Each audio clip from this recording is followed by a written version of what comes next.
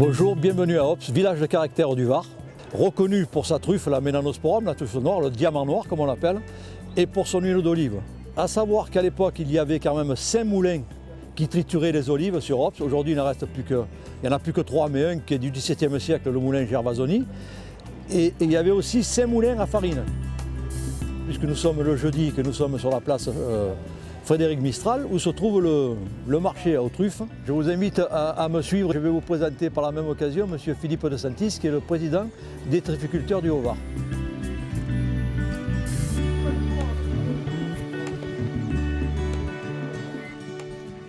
Ops, c'est la capitale de la truffe dans le Haut-Var. C'est l'avant-dernier marché. On est en fin de saison, on a de la truffe très mûre, très goûtue, mais très rare. Et donc les gens aussi, avec la fin de la saison, sont de plus en plus rares, et c'est normal. La truffe et Ops, c'est similaire, je veux dire, c'est pareil. Ops, le climat et la terre est faite pour la truffe noire, la Tuber Melanosporum. Surtout, c'est une terre qui est composée, qui est vachement, techniquement, vachement avec un pH très élevé, et une terre qui n'est pas du tout acide et qui est faite pour la truffe. On avait beaucoup de truffières qui étaient naturelles, dites sauvages, et puis après on a planté, mais il y a déjà peut-être 80 ans qu'ils plantent des truffes ici. Alors et petit à petit, on en plante de plus en plus, parce qu'aujourd'hui on sait, et le climat a changé, c'est pas qu'il ne pleut plus, mais c'est qu'il pleut pas au bon moment, et c'est vrai qu'il faut... avec les grosses sécheresses de 2003, par exemple, mais les grosses sécheresses qui ont été consécutives, on a perdu le 80% de nos truffières sauvages. Notre marché, déjà, est réputé dans le monde parce que c'est le seul marché aux particuliers qui existe en Europe. Il ne fonctionne que pour des particuliers, il n'y a pas de marché de gros ici. C'est un marché de particuliers avec un règlement intérieur pour que les gens ils achètent leurs truffes en toute quiétude. La truffe fait partie du patrimoine de la commune par rapport à son terroir, et en plus économiquement, l'hiver où il n'y a personne, et c'est un endroit très touristique l'été, mais pendant 6 mois de l'année on ne voit personne, et dans le Haut-Var, dans les villages du Haut-Var, et économiquement, ça fait tourner l'économie parce que ça fait travailler les restaurants, ça fait travailler à part cette année qu'on a un problème avec le Covid, on a passé une année qui était très compliquée pour la trufficulture.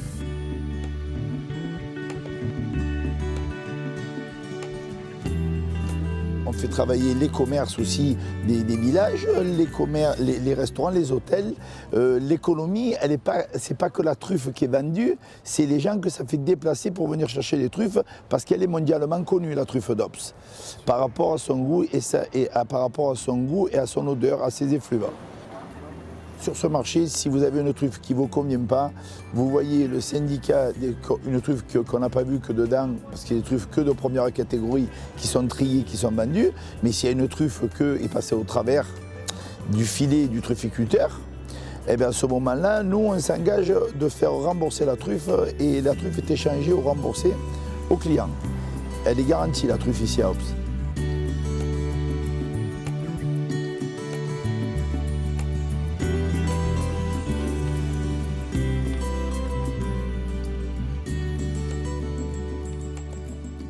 Alors la collégiale Saint-Pancras, qui a été construite fin du XVe siècle, est terminée début du XVIe.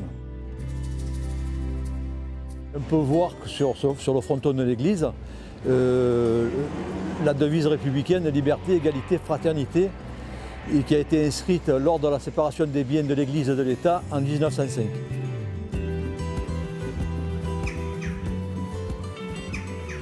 À l'époque, il y avait sur la commune d'Ops beaucoup de garnisons romaines. Voilà. Et Jules César, notamment, aurait dit « Je préfère être le premier à Ops que le second à Rome ».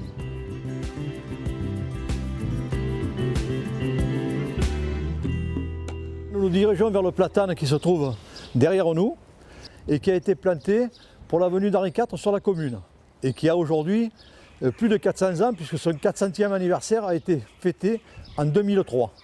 Vous voyez, donc c'est le plus vieil arbre, le plus vieux platane de la commune. Il faut savoir que ce platane est inscrit au patrimoine de la commune.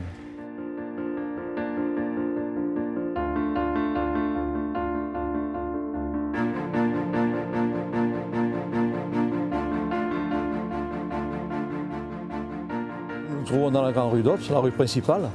Et nous allons bientôt trouver à notre gauche la Poste, qui est aujourd'hui la Poste, mais à l'époque était la prison. Et en face de la Poste se trouve une mercerie aujourd'hui qui à l'époque était où il y avait le juge de paix, le tribunal. La mercerie à l'époque, il y avait le juge de paix qui servait le tribunal aussi. Et lorsque les gens avaient, pour des forfaits quelconques, n'avaient pas grand chose à faire, ils n'avaient qu'à traverser la rue pour se retrouver en prison. Et on peut remarquer que sur les fenêtres de la Poste, qui est actuellement la Poste, depuis 1907, il y a toujours les barreaux qui sont aux fenêtres. À savoir qu'à l'époque, c'était le presbytère de la commune. Le presbytère se trouvait ici. Et quand il y a eu la séparation des biens de l'Église et de l'État, c'est devenu la Poste. Et donc il a fallu que monsieur le curé restitue le presbytère.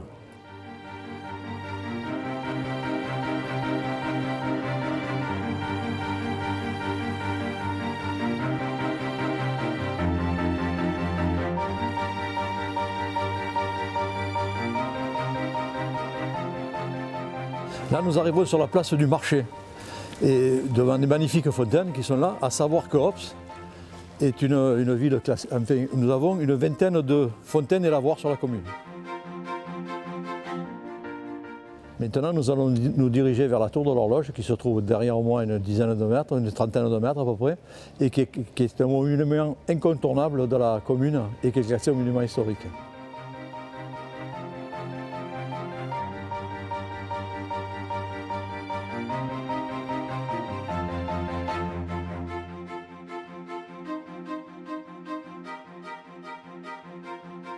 Alors cette tour de l'horloge édifiée au XVIe siècle, elle a servi de tour de guet, ensuite elle a servi de prison, voilà, et puis maintenant elle est classée et elle est incontournable dans la visite d'Ops.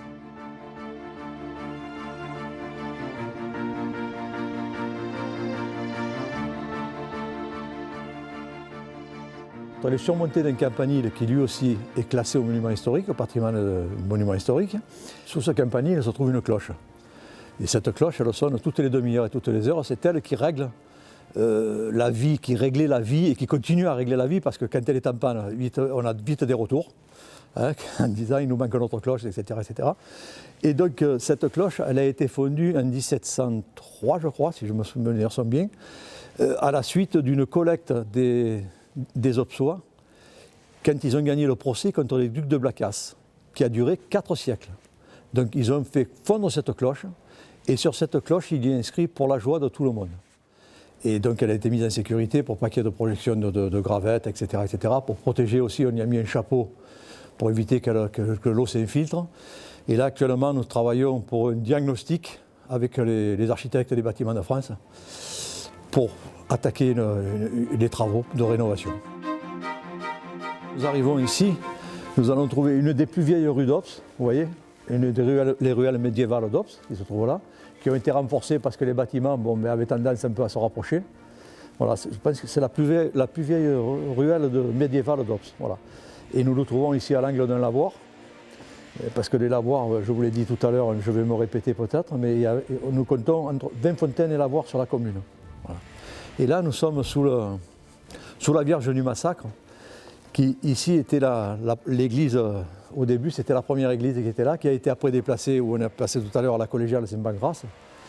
Et ici, en 1700, au XVIe siècle, les Huguenots venus d'Allemagne en Provence, quand il y avait ces guerres de religion, et ont pris 16 jeunes gens, des garçons et des filles, et les ont égorgés même ici dans la rue. Voilà. Et les gens disaient qu'on voyait le sang couler dans les ruisseaux de la ville. Et dans mon dos se trouve l'église Notre-Dame, et je vous propose maintenant de nous diriger vers la tour Sarrazine et vers le lavoir.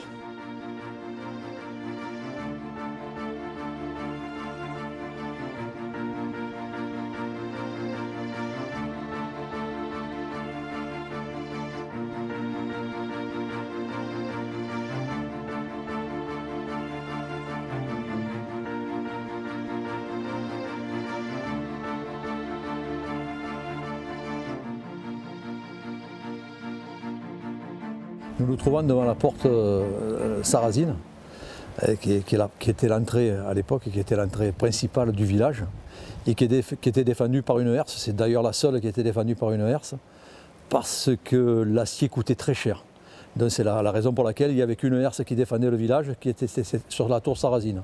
Et elle a été érigée en 1670.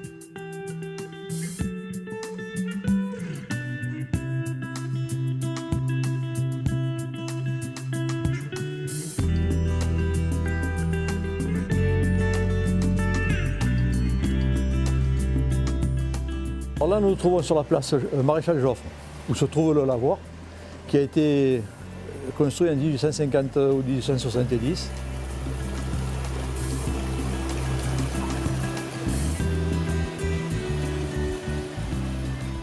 Et bien entendu, c'était le lieu incontournable de toutes les lavandières, toutes les bugadières du village qui venaient là. Et tous les lundis matins, on imagine bien que la vie se refaisait là, quoi. D'ailleurs, si je peux l'oreille, j'entends l'eau qui coule, mais je dois aussi entendre un peu des ragots, etc. etc. Parce que bon, c'était bien connu que toutes ces dames avaient des choses à se raconter.